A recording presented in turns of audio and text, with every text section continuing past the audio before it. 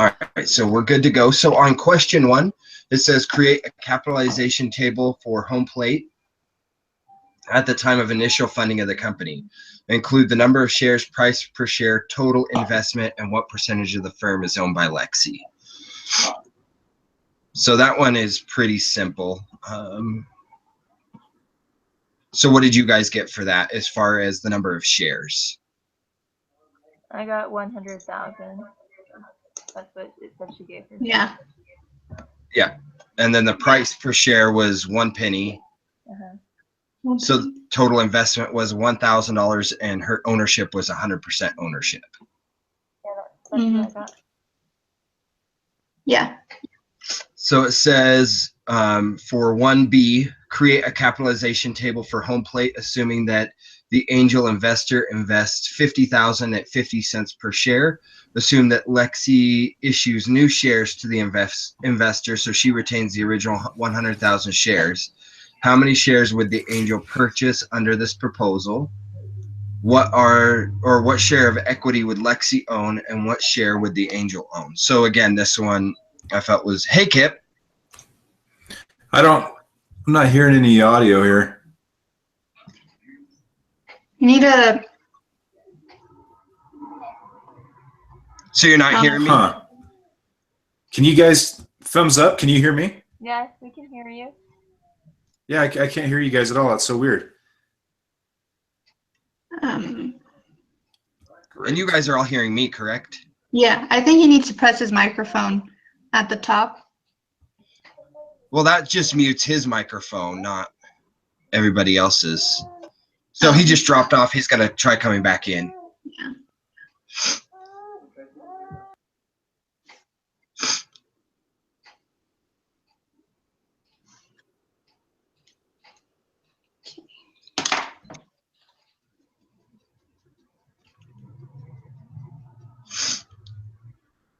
So we'll go ahead and wait just a minute until he pops back on.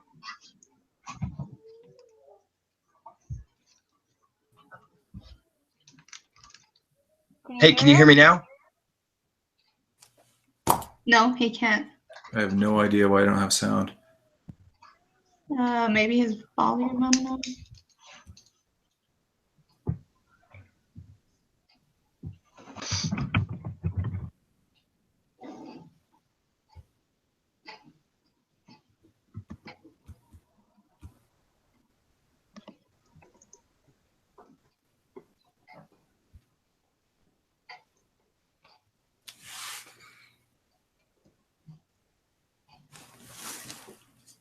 Yeah, volume's all the way up.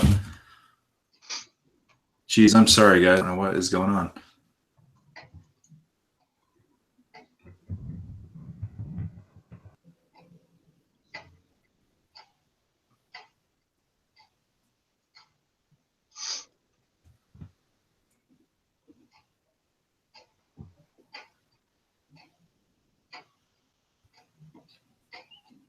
Are you able to hear us? No. Yeah, it doesn't look like. I guess not. I guess he can't communicate through chat if he can't hear us.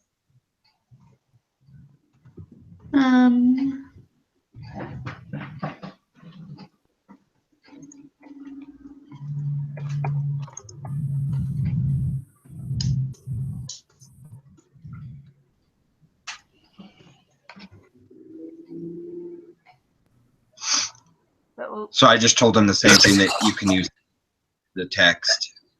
Got it. Okay, I got Oh. You can hear us now? Oh my goodness, I had it up all the way, about gave me a heart attack. No. Oh, sorry guys. Yeah, that was not a good start. Yeah, no worries. So we just answered the very first question from the case study, which it was how many shares did Lexi give herself? What was the price per share? What was her total investment? And what percentage did she own? Okay, so she had what, $1,000? She had $1,000 invested, right? Yeah. So that would be about 100 shares. So it was 100,000 shares at 1 penny per share. Yeah, $100 per share. So she paid a penny per share, so it was 100,000 shares. and she paid in $1,000, and she had 100% ownership of the company. Okay. Yes. Gotcha. So we were just looking at the second question that said, create a capitalization table for HomePlate, assuming that the angel investor invests 50,000 at, oh wait, no, that's the next question. So assume that the angel investor invests $50,000 at 50 cents per share. Assume that Lexi issues new shares to the investor, so she retains her original 100,000 shares. How many shares does the angel would the angel investor purchase under this proposal? What share of equity would Lexi own, and what share would the angel own?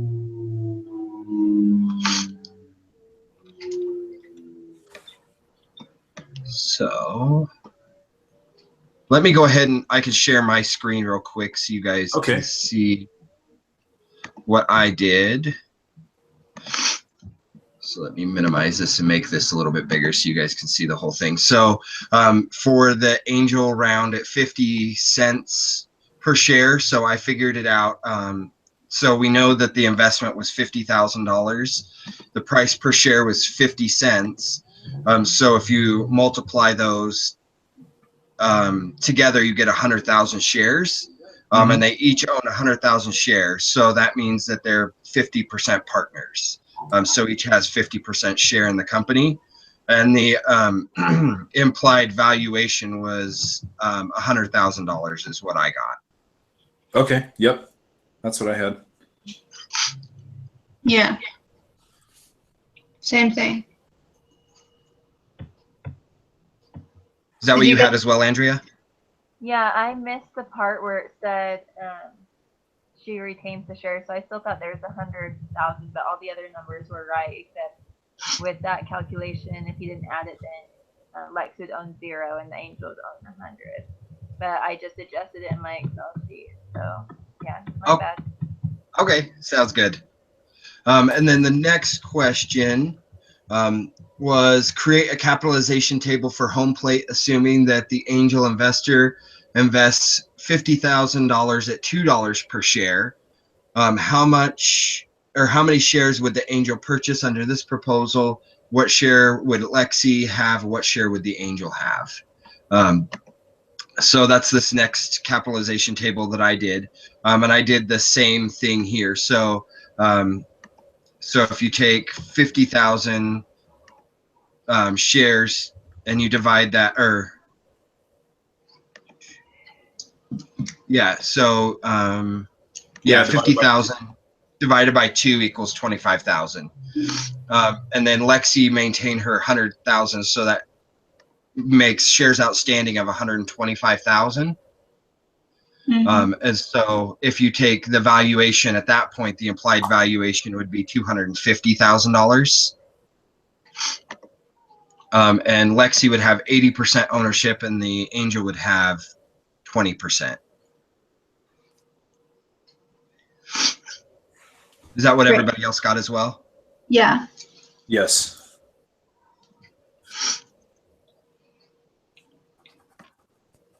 All right. And then I think the next question was $1. So it says, assuming Lexi and the angel agreed on a $1 per share in the seed round, what share of company would she own after Series A, assuming she raises $300,000 at a $250 per share? What share would the company, or what share would the angel own, and what share would Potato Rock own? So that was this one here. So the seed with $1. So, and this one, I think I understood the question correctly. So if any of you got a different answer, let me know. But what I did was I, of course, kept the same 100,000 shares. And then I added 50,000 times $1 is 50,000 shares.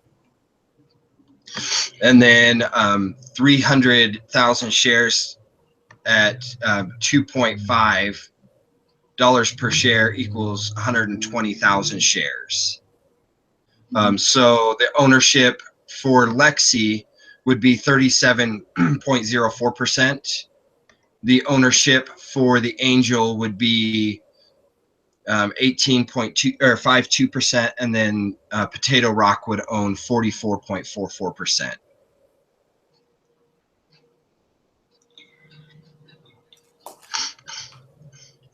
And I got those percentages just by taking the shares that they owned divided by the total overall shares. Okay, that's where I messed up on that one. That's what I did wrong. Yeah, because can you see the spreadsheet here and the formula I put in there? So if you, I'm looking at it right there. yeah, so that's what I did on all of those Okay. to get my percentages there, and they all add up to 100%. Yeah, that makes perfect sense. And then after looking at the valuation, so if you take the shares, let's see, yeah, so if you take for the valuation, again, I took the total investment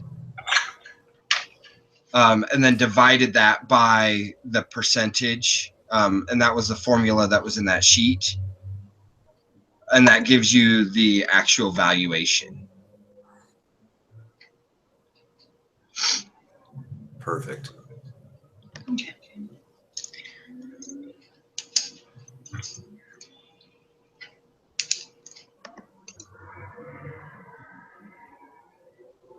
So did anybody else get something similar on that? No. I was way off, but now I got it. Yeah, and I think, isn't that what the formula was for the implied valuation, is you take the total investment and then divide it by the shares or the percentage of ownership? Wasn't that what it was? I guess. Let me. I'm trying to pull that up too. I'm pretty sure you're right. Looks like those all mesh pretty well. Yeah, so it was here. Yeah, so it says, so for example, if I invested 1 million to buy 10 shares of the post money valuation is 1 million divided by 10, which equals 10 million for the company. So that's the formula that I used, is that one right there to get the valuation. Okay, perfect. Yeah, it looks like it worked out. Okay. So, and then let me go back to the question. So, so now it says create a capitalization table for Lexi's venture after raising her Series A funding using the following assumptions. Lexi chose $50,000 convertible debt instead of equity for the angel round of financing. The convertible debt is carried at 0% interest rate. Lexi will raise $300,000 at $250 per share in year 1. The debt will convert at a 10% discount, meaning the angel investor will be able to convert her debt into equity for 10% lower price of what the investors will pay. So that was, so I basically did the whole thing again down here just so I could keep track of each of the different pieces of it. But this is the actual table we're looking at right here. So I'll zoom in on that so we can look at just that table. So it was 100,000 shares outstanding for Lexi, and then it was $300,000. Then you divide that by the $2.5 per share to get 120,000 shares. And then since that price was since this was the price of the valuation that the Potato Rock was paying, that's what I used, and then I just did the formula n minus 10% of, so it was basically I took this value minus 10%, which gives us $2.25. Okay. So that's the share price that the angel investor would pay because of the discount rate. Right. And so if she's investing, or I think it said she in the case, but if the angel is investing $50,000 at $2.25 per share, then that means that they have a total number of shares of 22,222.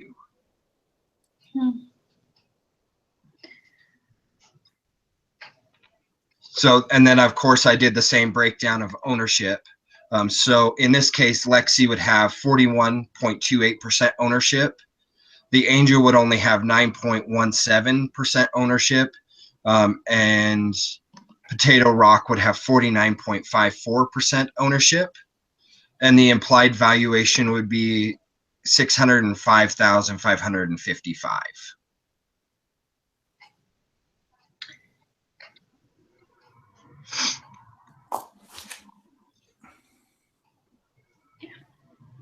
So did anybody else get anything similar to that, or did you get something different?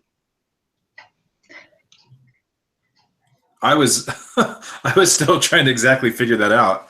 So this is awesome to be able to see exactly how you did that, because I was struggling with that part.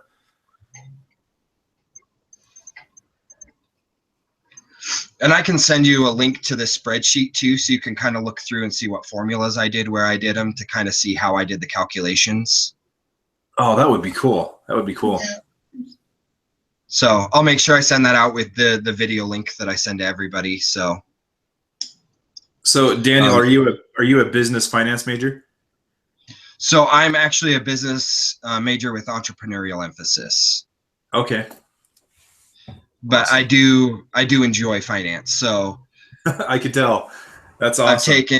I've taken a couple of finance classes. So, and then I'm just like, I love using Excel. I'm kind of an Excel junkie. So I do for fun at work. I play and make Excel spreadsheets and stuff like that to fix problems in our office. So for cool. me, Excel is right where I'm at home. So this stuff is easy for me. As long as you can use Excel, it's not too bad. Right. Yeah. If you wouldn't mind, I would really love to dive into this and just see how you did the formulas. And that's something I'm really trying to brush up on a lot this semester, is just Excel use, just for my own business. Yeah, it does come in really helpful. Yeah, for sure. Based on that information, that's the wrong one. So let me pull up the other. So based on that information, how does the convertible debt affect Lexi's ownership share of her firm? How is the angel share affected? And what is the venture, and how is the venture capital firm affected? So from the information that I was able to get, I'm hoping I did it all correctly, because I was still, it is kind of confusing, especially the first time you try jumping in on it and try to understand everything. So hopefully I did everything correctly. But if you compare so I was comparing it basically to this first round, or the one we calculated before, with the angel having, there we go, with the angel having $1 share previously and no convertible debt. So if you look here, Lexi's ownership actually goes up using convertible debt. And the angel's ownership actually goes down from 18.52% to 9.17%. And then that's when she brings in the Potato Rock? Yeah. Yep. Okay. Yeah. So this one up here, this is bringing in Potato Rock, but this is with the angel investing the $1 right, prior to. So no convertible debt. And then this one down here is if she had taken the $50,000 as a loan, and done it as convertible debt. So when during seed A financing, then the angel investor converts to equity shares at that point. So Okay. if they did it where it was buying straight shares from the beginning with the angel investor would actually get a lot more value of the company because they're buying in at $1 a share compared to $2.25 a share. Right. Okay. And then let me look here. So yeah, and then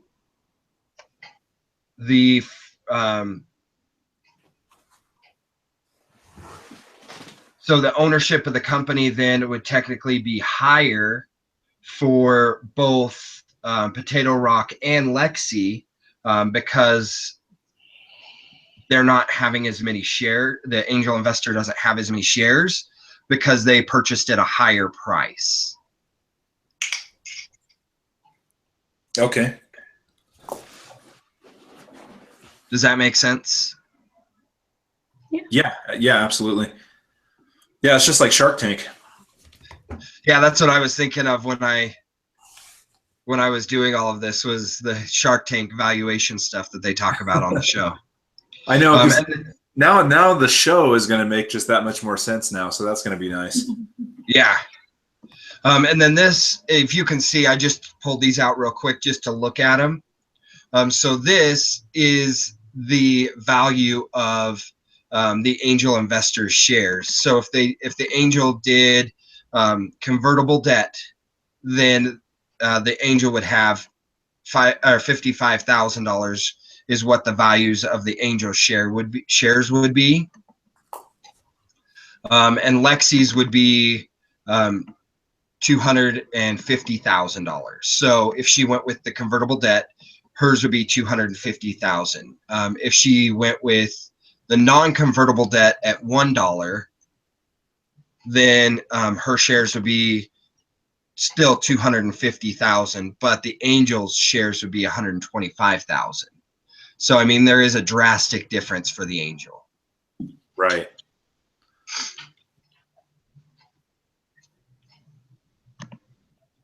So, and then I think there's just one more question on here, or two more. So, oh no, we answered question 5. So then it's question 6. Which option should Lexi choose for the seed round based on the analysis you've done? So, what would you guys say based on this information? On the seed round, I think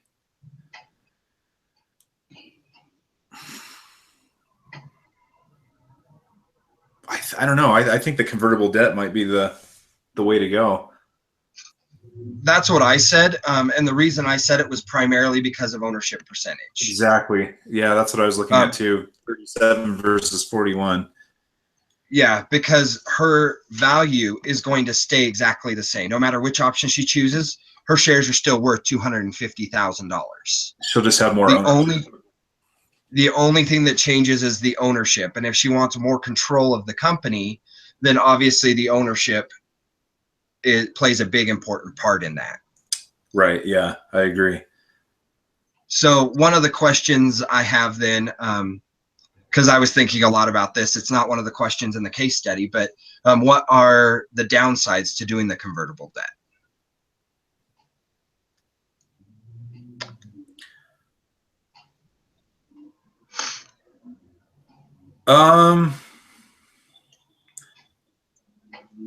Well, I guess the downside is that she's going to have to discount the shares somewhat for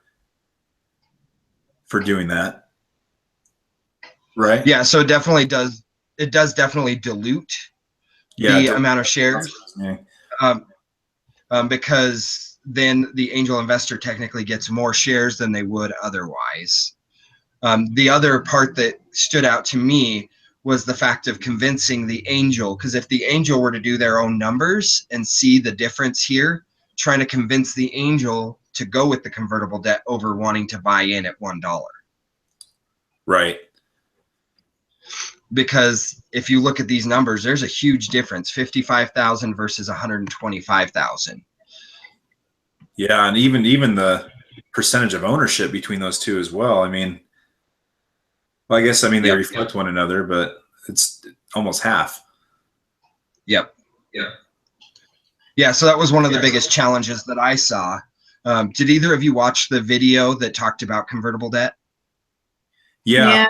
I was going to take him up on his offer and watch it a second time too, just to Yeah. So let it sink in. one of the things that stood out to me was the fact that it's actually that Lexi probably could convince the angel investor based on the fact that there are greater benefits for an angel investor to go with the convertible debt, and the fact that if the company goes belly up, they get first liquidation preference. So if the company were to fail, since that would be considered a debt and not an equity, the bankruptcy law would put them at the very top, getting preference of any equipment, the liquidation of any equipment or assets that they have. So if they were to go bankrupt and they sold off their equipment, then the angel investor would get it before anybody else would. Okay. Yeah, much better protection for them. So it does bring down the risk, but then that's where you have to figure out risk versus reward. So is it going to be worth the risk to get that higher, the $75,000 more, or is it going to be more worth the risk to protect yourself and get a $5,000 bump right off the top? And then as the company grows, of course, you'll get more as the company grows. But so that's kind of the balance, and that's kind of what I thought about, and I talked about that a little bit in my case study analysis. Is what would be the pros and cons for the angel investor as well, and trying to convince them. Right. Okay.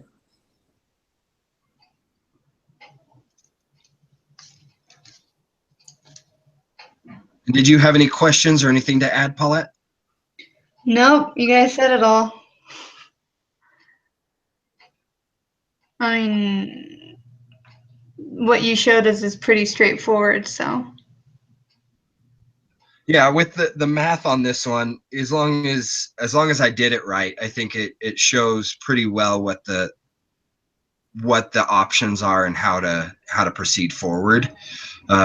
Obviously, it's not straightforward. It's not simple because, I mean, I didn't run the numbers with doing a $2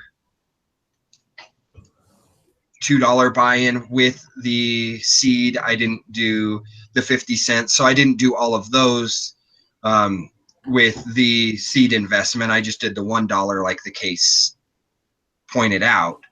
So there may be a better option if you run those numbers as well. But based on the questions that we had in the case, I think that the convertible debt would be the best option. Yeah. Mm-hmm. Gives us a good idea of what option Lexi would be best with. So. Yeah, and I've never done anything with valuations before this, so I thought this was a pretty interesting and a pretty interesting exercise to do, to kind of get your feet wet and figuring and kind of understanding what valuations are. Because I've always heard valuations and I've always heard it talked about, but I've never actually done anything with it.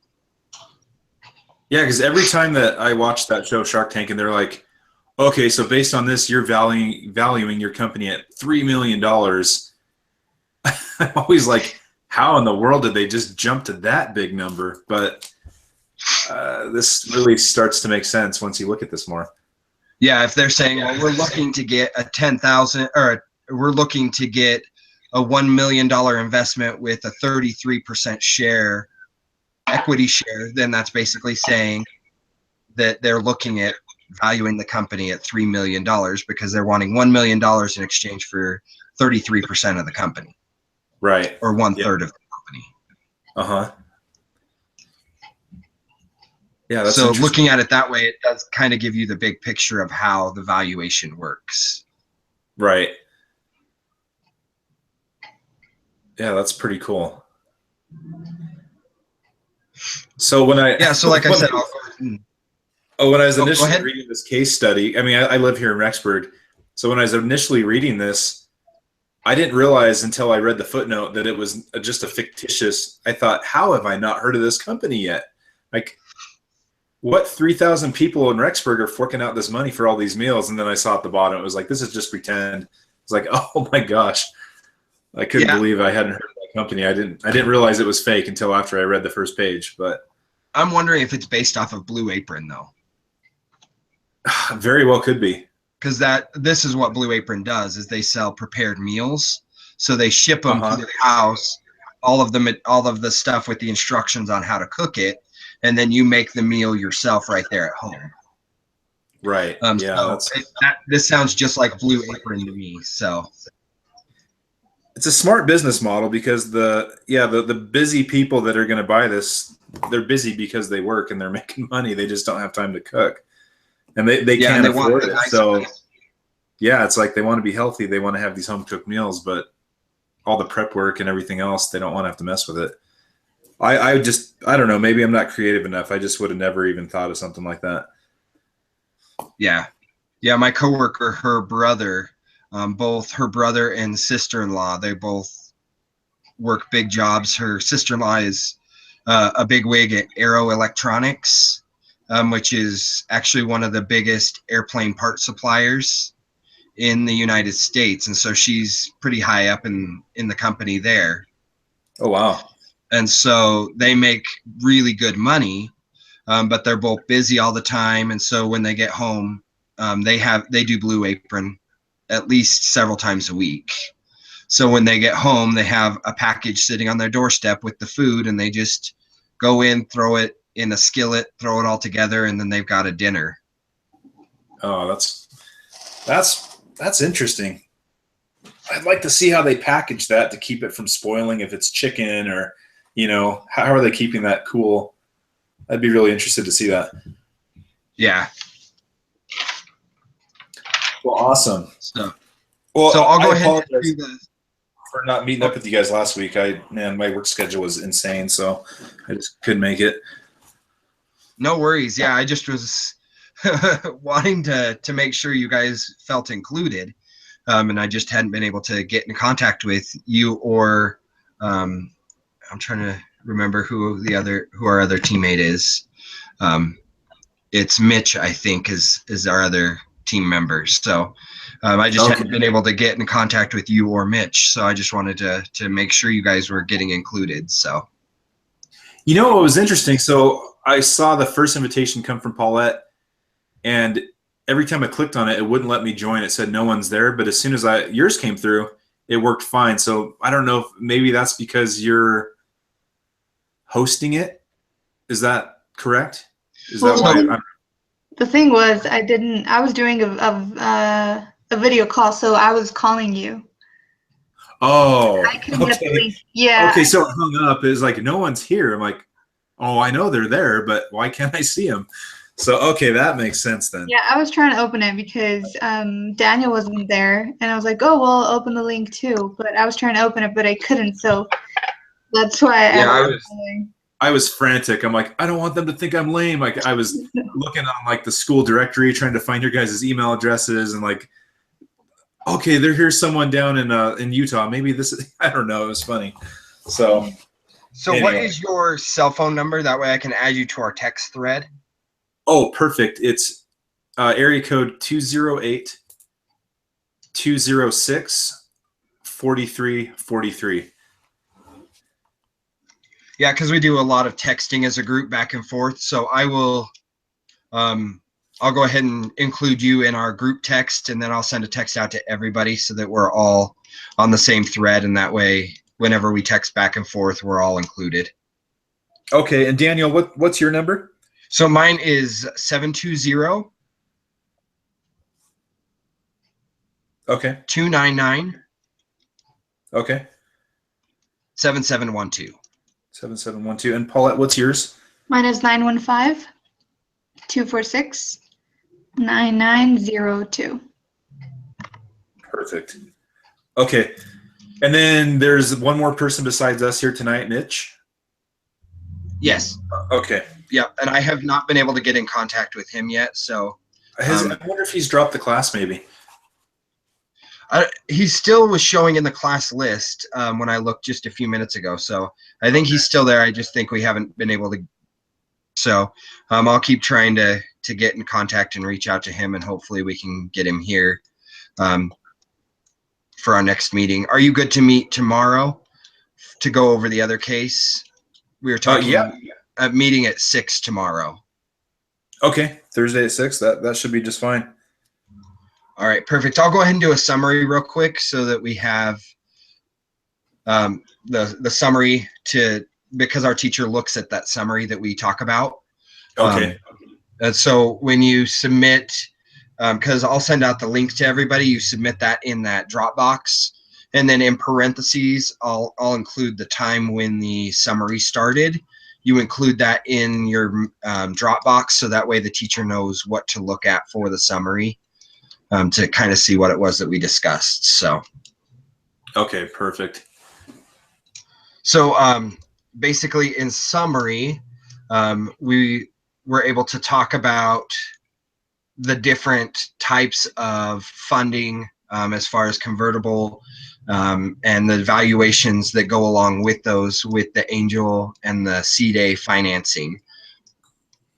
And after looking at all the data and analyzing the data from the case, we all feel like the best decision would be to go with the convertible debt because Lexi would get greater ownership in the company, and she would stay the same value as far as the dollar value of her shares, but she would have 41% of the company as compared to 37%. So based on that, we feel like that's the best option. There are some challenges in doing convertible in that of convincing an angel investor to go along with convertible, especially if they look at the numbers, because the angel investor would get fewer shares and way smaller ownership in the company if they were to go with the convertible debt versus the $1 buy-in. So that's basically the summary. Did you guys have anything else you wanted to add to that? I think that's spot on. Yeah. Yeah, I think it's perfect.